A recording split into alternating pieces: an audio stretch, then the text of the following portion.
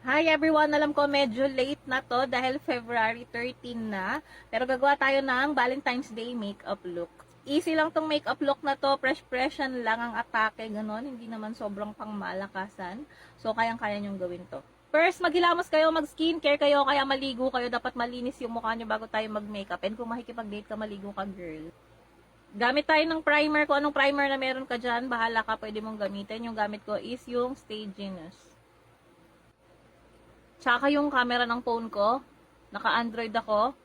Yung aking iPhone ay medyo pumapalya na. Kailangan kong bumili ng bagong phone for vlogging. Pero kulang pa yung pera ko. So yeah, pagtsagaan na muna natin itong ganitong quality ng video. Kung may mga sumpa sa mukha nyo, kagaya ko, ayan, may pimples tayo dyan. Meron dito. Meron dito. Nagbe-breakout na naman tayo. Ayan, mag-concealer kayo. Ang gamit ko is yung Pocallure na Color Corrector Concealer.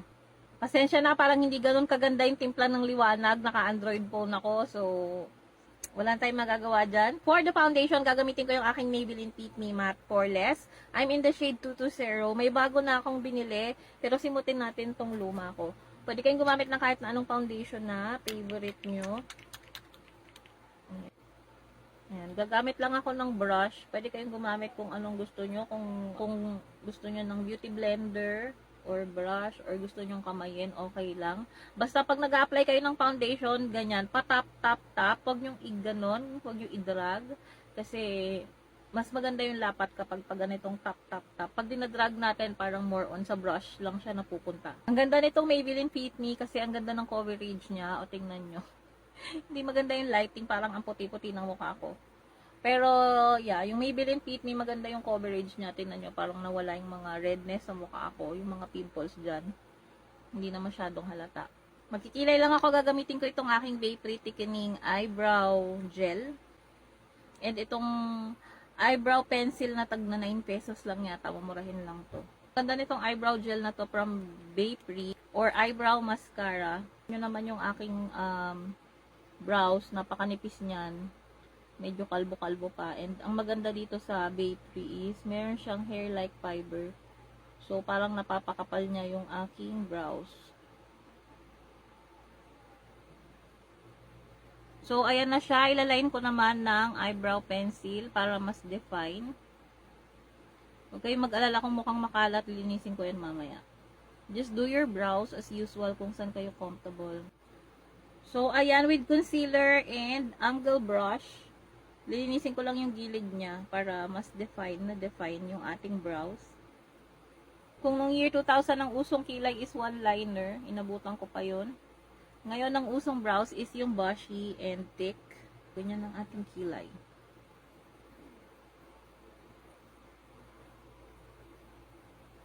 Done with my kilay, magko-contour naman tayo. Bilugan yung face ko, so kailangan nating mag-contour para pumayat-payat naman yung itsura. For the eyeshadow, gagamitin ko yung aking Showwheel Pigmented Eyeshadow. This is the palette number 2. Ganyan yung itsura niya. Hindi ko alam kung makikita nyo. Pero itong shimmery muna yung kukunin ko dito. And lalagay ko dito. From inner ng aking eyelids. Papasok. So, drag it all the way here. Ayan, hanggang dito.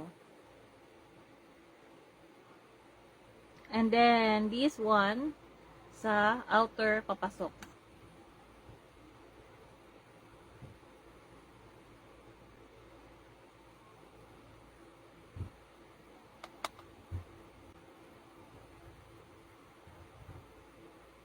Same shade sa under eye, dito. Ayan. Next is mag-eyeliner lang ako. Very, very close to lashes lang. Wing lang ako ng konti. Ayan, very, very light lang. And then, eyebrow pencil. Lalagyan ko lang dito sa corner. Outer corner. Next, curl lash and mascara. Yung gagamitin kong mascara is yung Maybelline Hyper Curl. Ito yung favorite kong mascara. Yung links ng mga product, ilalagay ko na lang sa aking bio or sa kung saan ko man pwedeng iwanan. Hindi na ako nag-falsies, pero kung may falsies ka dyan, pwede kang maglagay. Kung may mga magnetic lashes ka or kung naka, extension, okay na okay yan. Pero ako yan, ganyan na lang. For the blush, gagamitin ko yung aking Mermaid Island Lip and Cheek Clay Stain. This is in the shade Wonderful Tuna. So, may bago akong gustong itry. Yung uso ngayon yung blush is nandito sa ilalim ng mata. Ganyan. So, ganyan yung gagayahin natin. Dito tayo maglalagay ng blush sa ilalim ng mata. Tingnan natin kung anong itsura. Drunk blush ang atake. Ayan, pero maganda naman. Lastly, highlighter. So, maglalagay lang ako dito sa aking nose. Dito sa high points ng aking cheeks. And sa Cupid's bow. Powder, gamit itong aking PS Pro Sheer Glow Finishing Powder. Nakalimutan ko mag-setting spray. Yung gamit ko yung Shawil Makeup Mist and Set. Gamit kayo ng setting spray. Ang ganda nitong Shawil. Para kayang lumaban ng makeup nyo kahit mahaba yung oras ng date at gala nyo. Pearl hair clip para bagets na bagets. And this is our final look. Fresh Valentine's Day makeup look.